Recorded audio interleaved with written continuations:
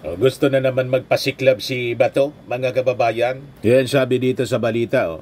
Bato vows to continue fight against illegal drugs.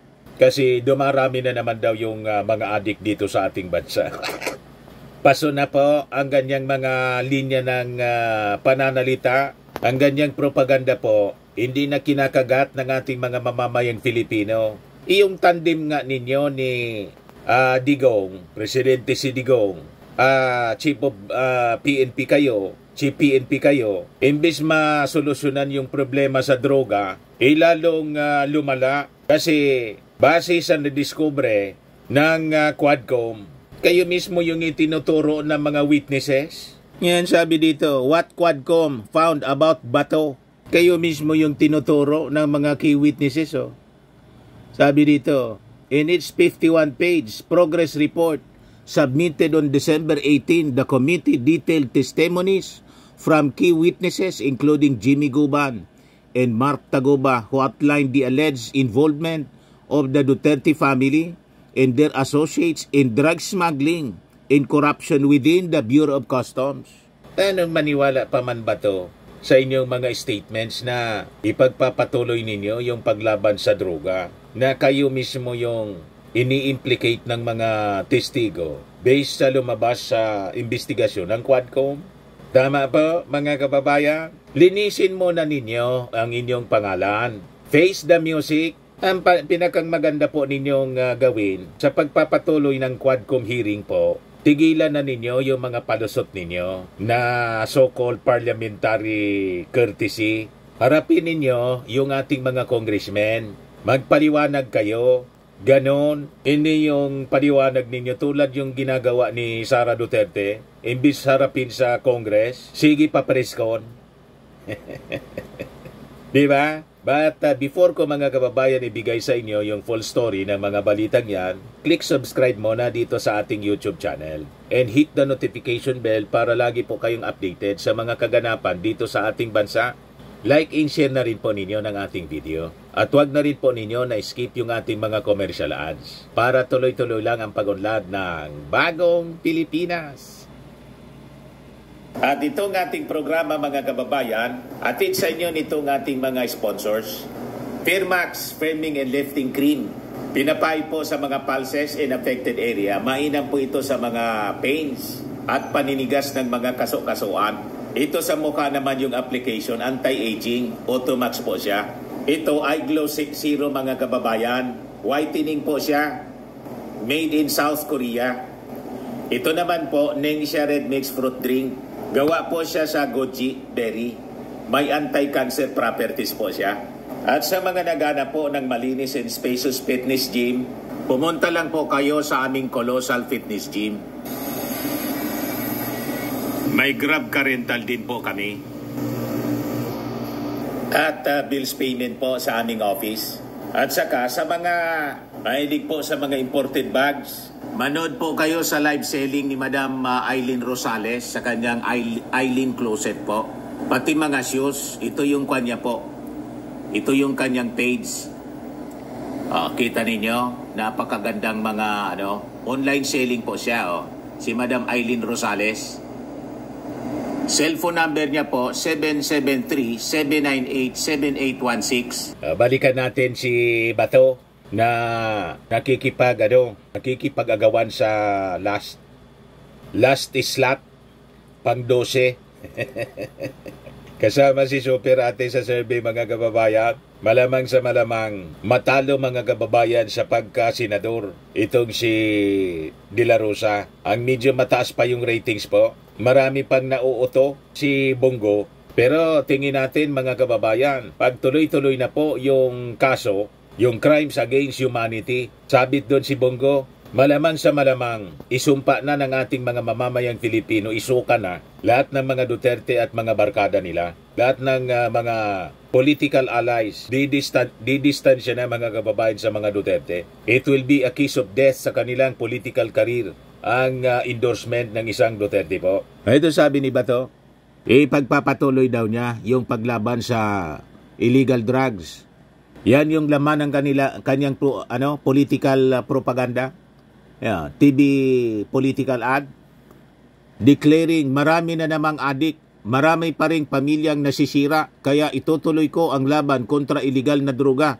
Sagot ko kayo, itago nyo sa bato.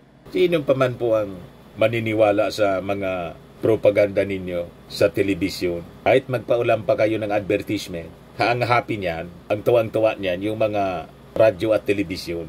Kasi siyempre may bayad sa kanila. Ang mga radyo at telebisyon, pag dating ng political election po, tanggap lang ang tanggap. Fiesta time po. Kahit sinong kandidato, basta't may pangbayad po, PBB, Pay Before Broadcast. Kasi hindi pwedeng mag-advertise ng walang paunang bayad. Kasi pag natalo, kahit po panalo, baka hindi na magbayad. Yan ang policy po namin yung nasa mainstream kami. Hindi kami tumatanggap ng advertisement po na walang paunang bayad. Base yan sa mga experience namin. Pag natalo na yung kandidato, wala na. Hindi ka na makapaningil. Tama? Talo ka sa negosyo. Kaya sabi dito sa balita, however, questions about the Duterte administration's handling of illegal drugs have resurfaced as the House Quad Committee called for further investigation into allegations involving Davao City 1st District Representative Pulong Duterte, Vice President Sara Duterte's husband, Attorney Manasseh Carpio, and other key figures linked to the illegal drug trade. Sila po yung mga pinangalanan. Kaya sino pa man po yung maniniwala sa kwento ni Bato, sila mismo yung itinuturo sa testimony po ni Guban sa ni Mark Taguba.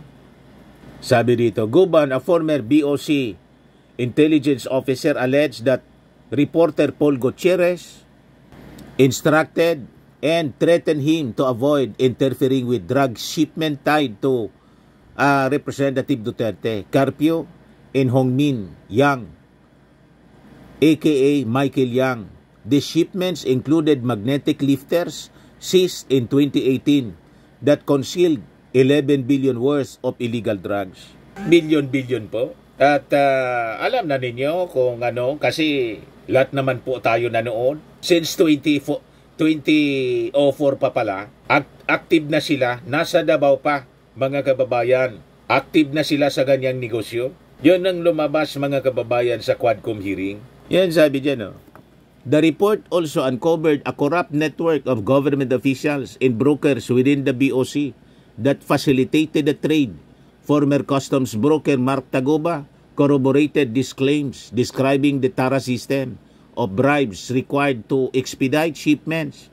He further alleged being coerced into paying an enrollment fee of 5 million pesos to the so-called Davao Group, reportedly led by Representative Duterte and Carpio.